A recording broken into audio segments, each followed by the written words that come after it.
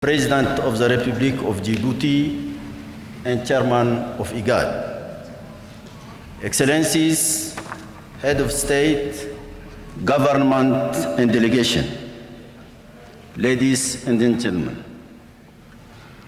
may I first of all thank President Ismail Omar Guelleh, President of the Republic of Djibouti, current Chairman of IGAD, for the warm and brotherly welcome accorded to us and for the excellent organization facilities for this extraordinary summit of IGAD on Sudan.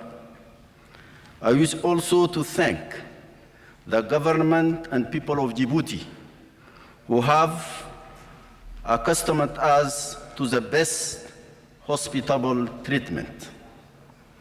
Excellencies, the acute crisis ravaging the Sudan is a real disaster. The situation has deteriorated, and there is a flagrant and widespread violation of human rights and the international humanitarian law, and the sufferings of the civilians have become unbearable. Investigations will be carried out, and those found guilty of perpetrating the crimes should be made accountable of their acts. The region and the continent puts the region and the continent into deep sadness and poses the most serious risks of instability to the entire region and even beyond. Today, everyone is aware of the tireless efforts made by the African Union since the change of regime in Sudan in 2019. Everyone, and first and foremost, the Sudanese people has also witnessed the positive results obtained at that time by the African Union, supported by Ethiopia. Together, we managed to put in place a balanced consensual transition which got underway and achieved, let us admit it, good results. The current disaster has highlighted the remarkable achievement made in 2019. When we compare the current devastation with the recovery ushered in 2019. The coup d'etat of 25 October 2021 violently interrupted this happy transitional process. Faithful to the principle of the African Union, the peace and security of the African Union, some of whose members are among you, suspended the until constitutional order restored. During the meetings I met to the I never on the chairman of the council and his vice chairman at work today to take a step in the right direction. Just one, with a view to meeting this in the right direction, just one step, with a view to meeting this exigency by appointing a constitutional civilian government to make it possible to plead for the lifting of the suspension of their country from the African Union. Unfortunately, nothing was done by them. In the meantime, we made tireless efforts with IGAD and the United Nations to promote political dialogue to put the democratic transition back on track. We have made enormous progress in this direction. I talked with both leading protagonists to convince them about the need for an affirmative and helpful action, but unfortunately, the war broke out with all the attendant sad consequences of loss of human lives and damage and destruction of the country.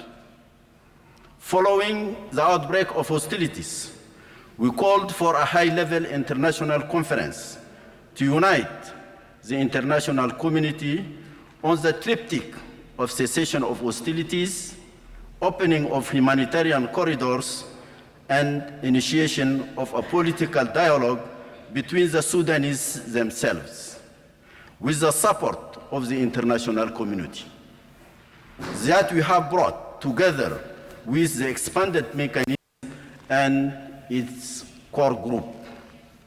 Since then, we have set up a joint structure with IGAD, which has worked tirelessly on the development of a political and the social mapping of the Sudan and the determination of the sequences of the said dialogue. It continues actively to exchange views with all the Sudanese civil and military actors, with a view to overcoming the last obstacle to the convening of the political dialogue. Two phenomena now trigger the urgent need to convene this necessary political dialogue. The significant progress made in bringing together the political forces in less dispersed camps and the limits reached by the Jeddah process. This situation deepens our conviction, established from day one, that this African crisis can only find a solution within the African framework. Everything now indicates that we no longer have any reason not to revitalize the joint AU-IGAD roadmap for a ceasefire at the organization of the political dialogue, on which our joint team is working tirelessly and for which it has worked out the essential preparatory elements. Obviously, some aspects require more consultations with the Sudanese stakeholders. They concern the participation of the military components in the political dialogue, the representation of the provinces, and the participation of some groups, those of the former regime in particular. Excellencies, the multiplicity of parallel initiatives is a negative factor in the sense that they often constitute a complication rather than facilitate a solution. I therefore urge you to oppose it and to solemnly proclaim our commitment to the joint IGAD-AU action supported by the expanded mechanism and its core group, which brings together all the neighboring countries of the Sudan and the whole international community.